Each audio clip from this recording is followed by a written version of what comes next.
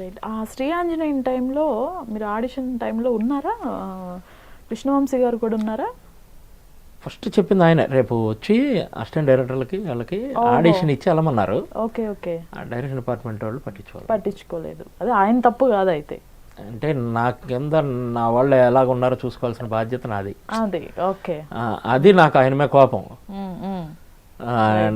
నేను ఆయన్ని కలవడం కూడా 4-5 అవర్స్ కారు పార్కింగ్ మధ్యలో నుంచొని, అక్కడ ఆఫీస్లో నుంచుంటే పంపించేస్తారని కారు పార్కింగ్ మధ్యలో అలాగ నుంచొని ఆయన లంచ్కి దిగుతారు కదా అప్పుడు పట్టుకుందామని చెప్పి అలా వెయిట్ చేశా, ఎవరు కనపడకుండా 4-5 అవర్స్ నుంచునే ఉన్నా నేను. అంటే అక్కడ ఆఫీస్ లోపలికి వెళ్తే లేరు, కలవడానికి కుదరదు, వెళ్ళిపోమని అన్నారు వాళ్ళు.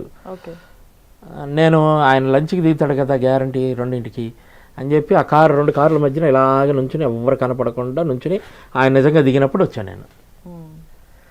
గమ్మత్ చూడండి. అట్లాగే నా చేతిలో నాటకాల ఆల్బమ్ ఉంది. సార్ చూడండి ఇది అన్న కృష్ణవంశీ గారు చూడాలి అసలు. ఎందుకు వీటి వల్ల ఏంటో కాదు సార్, నేను నాటకాలు రకరకాల క్యారెక్టర్లు చేశాను, ఆ గెటప్ అయ్యి చూడండి ఇదన్నా.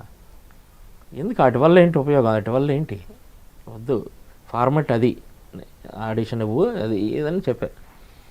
ఏ ఫోటో ఆల్బమ్ అయితే చూడను అన్నారో ఆ ఫోటోనే చూసి నన్ను పిలిచారు. ఏ ఆడిషన్ అయితే నన్ను తీసుకోలేదు, ఆ ఆడిషనే 10 సార్లు ఆయన చూసి నన్ను పిలిచారు. ఏ చిన్న వేషానికి నేను వెళ్ళాను ఆయన సినిమాలు, అదే సినిమాలో నేను విలన్ చేశాను, మెయిన్ విలన్ చేశాను నేను. అది అంటే జీవితంలో ఇది ఎందుకు చెప్తున్నా అంటే చాలామంది ఆర్టిస్టులకి ఒక ఇన్స్పిరేషన్, నిరాశపడకూడదు, జీవితంలో అలా జరుగుతుంది. సేమ్ తేజ గారి సినిమాలో కూడా జరిగింది. నిజం సినిమాకి నేను సేమ్ నేను నా బ్యాడ్ ఏంటంటే చాలా దారుణంగా జరిగేది. ఆడిషన్కి తేజ గారి కూడా పేపర్లో అప్పుడు ఇచ్చేవాళ్ళు అప్లై చేయండి అని ఆడిషన్స్. అలాగే ఎక్కడ ఆఫీస్ ఆడిషన్లో జరిగిన నేను వెళ్ళి ఫోటోలు ఇస్తే 10 మంది వెళ్ళి ఇచ్చామంటే ఆర్టిస్టుల ఫ్రెండ్స్ని, 9 మందిని పిలిచేవాళ్ళు, నన్ను పిలిచేవాళ్ళు కాదండి. మీరు చెప్తే నంబర్ ప్రతి ఆఫీస్లో అలాగే జరిగేది, ప్రతి ఆఫీసులో కూడా అలాగే జరిగేది. సేమ్ తేజ గారి సినిమా నిజానికి కూడా అలాగే జరిగింది. నాకు ఎందుకు రాదు, అందరూ వెళ్ళారు నన్ను పిలవడానికి. ఇట్లాగా నాకు చాలా అసలు పైగా నేర్చుకుని ఉన్నవాళ్ళం, పెర్ఫార్మెన్స్ చేయాలి అనే కసి మీద ఉన్న వాళ్ళకి పిలుపు రాకపోతే ఎంత బాధగా ఉంటుంది నాకు. అప్పుడు దానికి సంబంధించి అక్కడ డైరెక్షన్ డిపార్ట్మెంట్లో పరిచయం ఉన్న ఒక మనిషి బయట నాకు ఇంకొక ఆర్టిస్ట్కి పరిచయం అయ్యాడు. వాడికి రోజు 1,000 మంది ఇప్పించి వాడికి హోటల్లో భోజనం పెట్టించి కాక ఏంటంటే ఆడిషన్ పంపించడానికి, సెలెక్ట్ చేయించడానికి కాదు, ఆడిషన్కి పంపించడానికి. దాదాపు 1 నెల రోజుల దాకా వాడిని మేపి రేపొద్దున నేను చెప్పాను, పలానా మనిషికి చెప్పాను, గేట్ దగ్గర ఉంటాడు, అతను పంపిస్తాడు మీ ఇద్దరిని ఇదని చెప్పాడు. వెళ్తే గేటు దగ్గర నా పక్కన అతను పంపించాడు, నన్ను పంపిలా. కాదండి మా ఇద్దరి గురించి కదా చెప్పాడంటే, ఎవరయ్యా ఒకళ్ళ గురించే చెప్పింది ఇదని. కాదు సార్ ప్లీజ్ సార్ ఆడిషన్ చేస్తానండి, నేను ఇలా స్టేజ్ ఆర్టిస్ట్ని బాగా చేస్తాను సార్ ఇదన్నా. నా మెడ ఇలా పట్టుకుని గెంటాడు, ఇలా మెడ పట్టుకుని రోడ్డు మీదకి ఇలా గెంటాడు. ఇట్లాగా ఇక కళ్ళ ముండేళ్ళు వచ్చేస్తున్నాయి. బయటకు వచ్చి చాలా బాధపడ్డాను. ఒక ఆర్టిస్టు వేలం వేరుతో వచ్చిన వాళ్ళు చాలామంది ఉన్నారు అక్కడ, సినిమా పిచ్చితో వచ్చిన వాళ్ళు. నేను కష్టపడి నేర్చుకున్నాను అని చాలా బాధపడి వచ్చేసాక తర్వాత అదే చెప్తున్నా, ఏ సినిమా అయితే ఏ డైరెక్టర్ సినిమాలో అయితే నేను మిస్ అయ్యానో తేజ గారు బతిమలాడితే చేశాను నాకు డాష్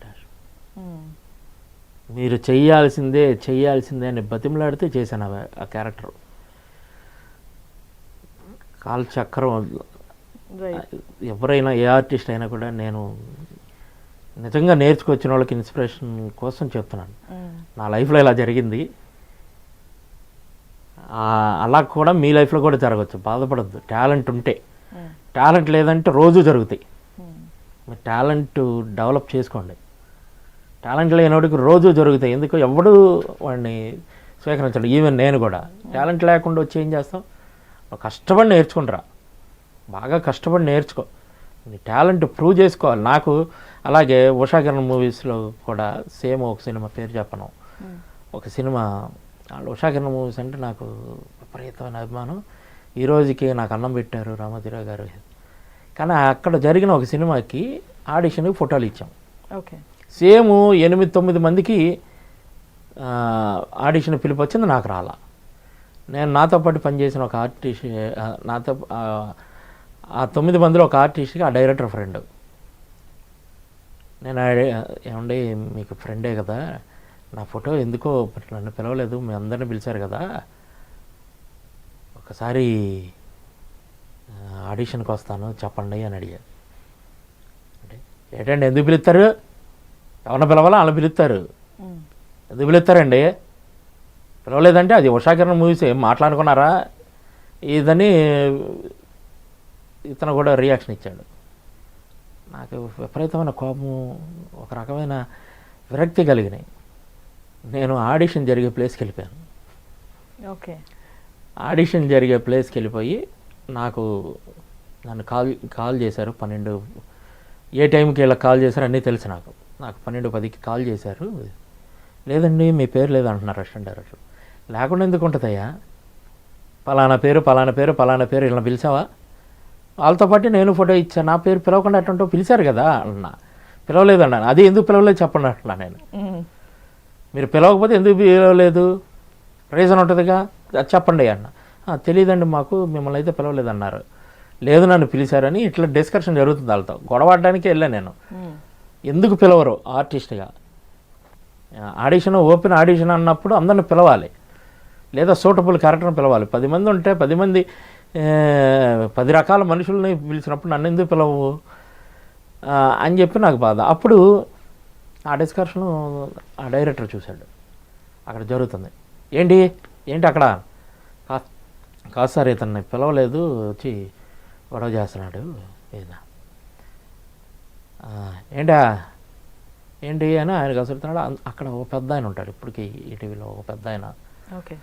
ఆయన చూసి ఏమేం జరిగిందంటే ఇట్లాగా అంటే, ఫోన్లో ఆడిషన్ తీసుకోండి, ఏమైంది, ఆడిషనే కదా తీసుకోండి చేస్తానంటున్నాడు కదా అన్నాడు ఆయన. అనగానే ఈ డైరెక్టర్ ఏంటంటే, చేస్తావా, రామ్మా రా అని చెప్పి కెమెరాలు అన్నీ ఉన్నాయి, అక్కడికి వెళ్ళి చెయ్యి అన్నాడు. అంటే ఏం చేయమంటారు సార్ అన్నాడు. చెయ్యి, ఏదో ఒకటి చేయను. అదే ఏం చేయమంటారు చెప్పండి ఇది నాన్న, అసలు నీకేమో వచ్చే చెయ్యి అన్నాడు. నాకు ఒళ్ళు మండింది. టపటప్ప ఒక 6-7 నిమిషాలు ఆపకుండా ఏదో ఒక పెద్ద డైలాగులు అవి ఇవి కలిపి టపటపడి చెప్పేశాను. కొన్ని 100 నాటకాలు ఆడిన వాళ్ళు మనకేమన్నా ఇదేం కాదు కదా, చెప్పేశాను. ఆ చుట్టూ ఒక 200-300 మంది ఆర్టిస్టులు అందరూ ఉన్నారు.